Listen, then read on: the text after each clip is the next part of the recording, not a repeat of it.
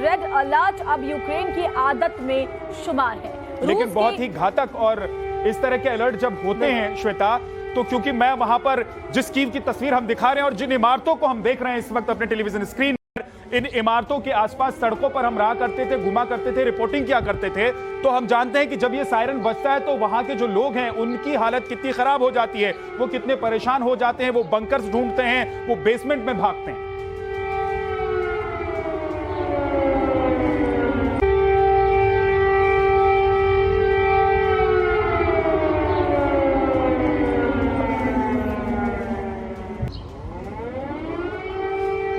तो दहशत के साए में लोग जीने को मजबूर हैं और ये राजधानी कीव की तस्वीर हम आपको दिखा रहे थे। दरअसल यूक्रेन पर रूस के हवाई हमलों का कहर, यूक्रेन फौज पर ये जो कहर है वो किस तरीके से टूट रहा है, वो लगातार हम आपको बड़ी खबर के जरिए बता रहे हैं। यूक्रेन फौज पर कहर बरसा रहा है। बम वर्षक सुखोई 34 का यूक्रेन में बम बरसाया जा रहा है। यूक्रेनी फौज के ठिकानों को तबाह किया जा रहा है।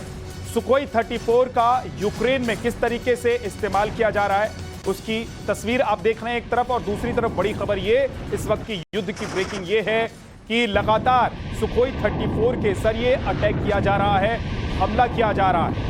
दरअसल जो यूक्रेनी फौजी बंकर हैं, जहां पर जो यूक्रेन के सेना के जवान हैं वो जिन बंकरों में जाते हैं उसे अब चुन चुन कर टारगेट रूसी सेना की तरफ से किया जा रहा है। ये बड़ी खबर आपको बताएं।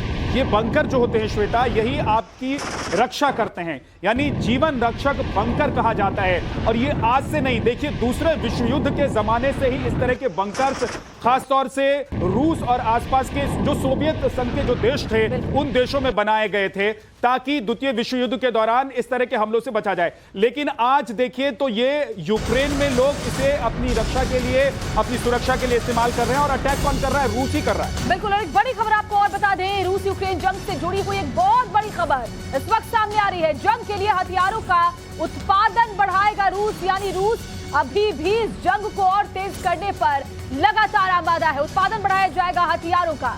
हथियारों पर मंथन के लिए पुतिन ने बनाई है नई कमेटी, नई समिति बनाई गई है। अधिकारियों को औपचारिकताओं से बचने की सलाह दी गई है। अधिकारियों को लीग से हटकर सोचने के लिए कहा गया। इसका साफ साफ मतलब यह है कि जिस तरीके से यूक्रेन भी लगातार पलटवार कर रहा है, लिहाजा अब रूस लीग से हटकर सोचने को कह रहा है अपने अधिकारियों को। पुतिन ने यह खास मीटिंग के जरिए हथियारों के उत्पादन में भी तेजी लाने के निर्देश साफ साफ दे दिए हैं। नेटो का सहयोग मिल रहा है यूक्रेन को, और नेटो के जो सदस्य देश हैं वो लगातार यूक्रेन को हथियार, गोला, बम, बारूद, सब कुछ जो लड़ने में इस्तेमाल, और यूक्रेन जिससे अपनी रक्षा कर सकता है या जिससे अटैक कर सकता है रूस पर, वो तमाम हथियार मुहैया कराए जा रहे हैं। लेकिन रूस को लेकर कुछ दिन पहले ही खबर आई थी श्वेता कि अब लगातार जो हथियार इस्तेमाल किए जा रहे हैं, बम इस्तेमाल किए जा रहे हैं, उसके कमी पड़ने लग गई है। और यही वजह है, ये बड़ी खबर जो हम अपने दर्शकों को बता रहे हैं रूस के बारे में। रूस ने अब अपने अधिकारियों से कहा है कि आप औपचारिकताओं को एक तरफ रख दीजिए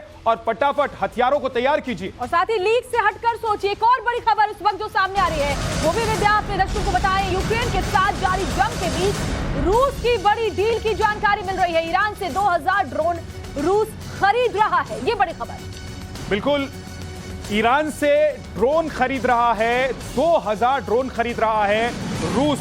यूक्रेन पर हमले के लिए ये ड्रोन मंगवाए हैं। दरअसल ये वो ड्रोन हैं जो जाकर अटैक, इसे कहा जाता है सुसाइडर ड्रोन, यानी कि इस ड्रोन के जरिए आप किसी भी ठिकाने को निशाना बना सकते हैं जो इसकी रेंज में आएगा, और वहां पर अपने सैन्य अधिकारियों को या सेना के जवानों को भेजने की जरूरत आपको नहीं पड़ती है। ईरानी ड्रोन ने महाजंग में कहर बरपाया हुआ है। इससे पहले भी रूस इस ड्रोन के जरिए अटैक कर चुका है यूक्रेन। तो ईरान के शाहेद ड्रोन से यूक्रेन में भारी तबाही पहले भी मचाई गई है, और अब शाहेद ड्रोन की मांग एक बार फिर से बढ़ गई है रूस की तरफ से। और यूक्रेन की तबाही और ज्यादा किस तरीके से हो, इसको लेकर के रूस एक बार फिर से शाहेद ड्रोन ईरान से लेगा। और हम आपको ईरानी ड्रोन की एक खासियत भी चलिए बता देते हैं। लेकिन उससे पहले आपको यूक्रेन के राष्ट्रपति जेलेंस्की का वो बयान, या यूं कहें कि डर दिखाते हैं, जिसमें वो ईरानी ड्रोन की ताकत और तबाही को बता रहे हैं।